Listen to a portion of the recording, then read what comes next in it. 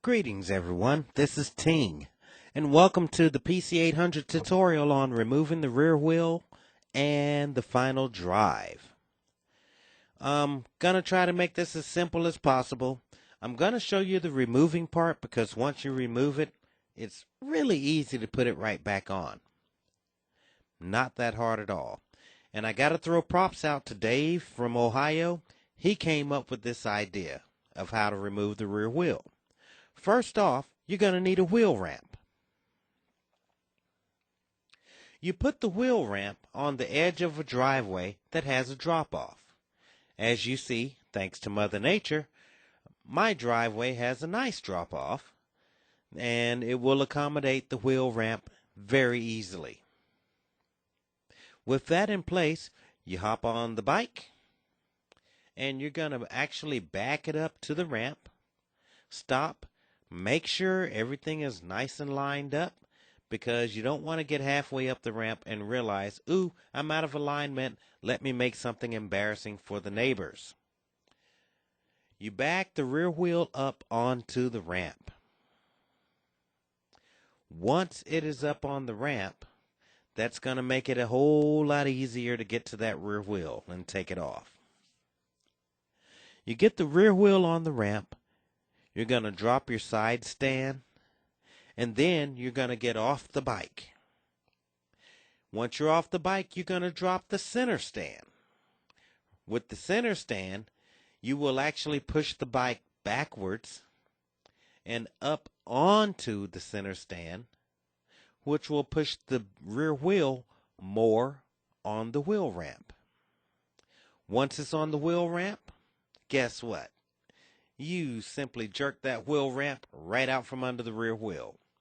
It's okay because the PC800 has the engine up front, it's front heavy, and there will be no weight on the rear wheel unless you got gold in the trunk or you're hauling something. Empty the trunk out first. Duh. You take out the ramp, your rear wheel is suspended, and you don't have to take off brake lights or nothing like that. Really easy. Now, first thing you want to do, make sure you got everything you need, including all of your tools, your hammer, the Yankee Smuggler's screwdriver. You're going to need all that. Also, you're going to need rags and the old-fashioned Gojo. Nothing cleans up like Gojo in case you got to touch plastic really quick and in an emergency or whatever. Okay. First thing we're going to take off is the brake rod assembly. There's three things that holds it on. The wing nut, a cylindrical unit, and a spring. Take off the wing nut. Simply unscrew it all the way back. And you'll be able to slide that rod out of the cylindrical unit. You'll remove the spring. You'll remove the cylindrical little piece, the little keeper. Right there. And once you have that off, the safest place to keep your different pieces from the bike is to put them back into their original spot. I learned that from Scott. So put them all back on, the keeper as well as the wing nut. And while you're at it, throw props to the guy that can do this with one hand while holding a video camera with the other hand. Yeah. That was a treat. Anyway, once you get it back on, you move down to the swing arm little strut. There's one nut that holds this on. Simply break the tightness on that nut. You don't have to take it off yet. We're going to move around to the other side, the axle nut. I use a hammer to slightly tap the wrench that will loosen it up. You don't have to draw back. You don't have to hit it hard. All you do is small taps. Of course, you have to realize you're doing small taps with one hand, so that makes it a little bit more difficult. You may not actually hit the wrench every single time, and you may hit it, and that sucker may just fly right off. Who knows? There you go. But it will break the tightness, and you will be able to loosen up the nut. Once again, don't take it off yet. Simply loosen it up. And the rules, lefty-loosey, righty-tighty. So just simply loosen the nut. Once you've got that nut loosened, we're going to swing back around to the other side of the bike and the other side of the axle. There's a pinch bolt that will hold the axle in an emergency. In case the axle, that nut flies off, break the pinch bolt hold on the axle and just loosen it up with a few turns, just enough for it to slide out when it's time. And once you've got that pinch bolt nice and loose, we're going to move back down to that swing arm strut again. It's time to take off the swing arm nut that we loosened up earlier. Pop it off. There's a metal washer, there's a rubber washer. Take them off, and just like the little brake rod, the safest place to keep them is right back on that bolt. So once you get the rod off, put them right back on there, put the nut back on there. You know where they are when it's time to put it all back on. Once you've got that done, we're going to take off the axle nut and we're going to take off the axle. Really easy pieces. You've already got the axle nut loose, so you just simply unscrew it. Put it somewhere for safekeeping.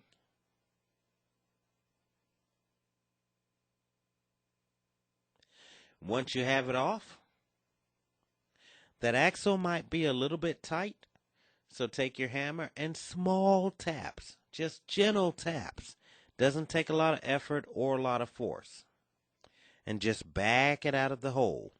Once you got it off, you take the axle out, and then you grab the tire and pull it to the right slightly. It will come off. There's your axle for the pinch bolt, the spacer, and the tire. That's it. Your tire is off now. Now, the final drive. Okay, now that the rear tire is off, we're ready to remove the final drive. The process is really simple. We have one bolt connected to the shock and then 4 nuts. There's 2 on each side of the final drive. We take our closed-in wrench and just break the nuts. We just want to break the tightness of it, but don't take the nut completely off yet because we need something to hold the final drive on. Keep the pressure off of the drive shaft. Move to the other side. Repeat the same procedure. Just break the tightness, but don't take it off. And it's the same thing for taking it off. Lefty-loosey, righty-tighty. Just remember, if you're in the back of it, it may appear opposite, like the word ambulance, looking in the rearview mirror. Anyway, there you go. So break the nuts, but don't take them off yet. Next, we're going to move over to the shock absorber bolt. Same thing, lefty-loosey. And we will completely remove this bolt from the shock absorber. Don't worry, it's not going to spring out at you like a normal shock. It won't put an eye out. So just take it off. And that's why we have our nut still holding the final drive on. Support it with your hand as you remove the nuts, so there's no pressure on the drive shaft. And once you get all 4 nuts off, you just slide the whole thing backwards, and your final drive will be off. Now, once it's off, you can pull on the drive shaft. It will pop out of the final drive. There's our bottom spleens with the spring and the oil seal. And we want to put moly grease on those. The same with the top spleens. That's what plugs to the universal joint on the engine. And this is where it plugs into the final drive. This is where you pulled it out from. It just goes right in that hole. And you have more spleens in there. And whenever you have metal on metal, you need some kind of grease. So you use plenty of grease. Now, always wear latex gloves. Moly isn't good for your skin. There's a plastic ring around the final drive we're going to take a look at. There's our two side by side. Mine's not the cleanest. The plastic dust ring you have to remove. There's one bolt holding it on. Once you take that bolt off, you will rotate the ring slightly and it will pop right off. There's some little keepers that hold it in place. But you have to swap them out because the original ring that comes with the VT1100 is too wide for the PC. So you're going to want to put that PC ring back on there. This is where we rotate it, and it pops right off. Now what we'll do is compare them side by side so you can see how much wider the 1100 ring is than the PC800 ring. And that's why you have to swap them. So you simply put the PC800 ring on the new final drive, you're ready to go. Take your molly, lube up your top spleen, lube up your bottom spleen. You plug it back into the final drive, and the same thing you did to remove it. One bolt to hold the final drive to the shock, and then you'll just kind of have to shimmy it.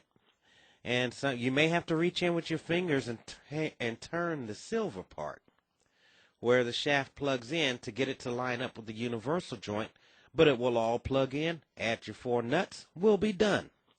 This will all be written out later so you can follow it a little bit more slowly. But that's all it is to it. I go to a school in Dublin. You're the top boss, yeah? Jenna Kudway Clock. Fill your boots, man.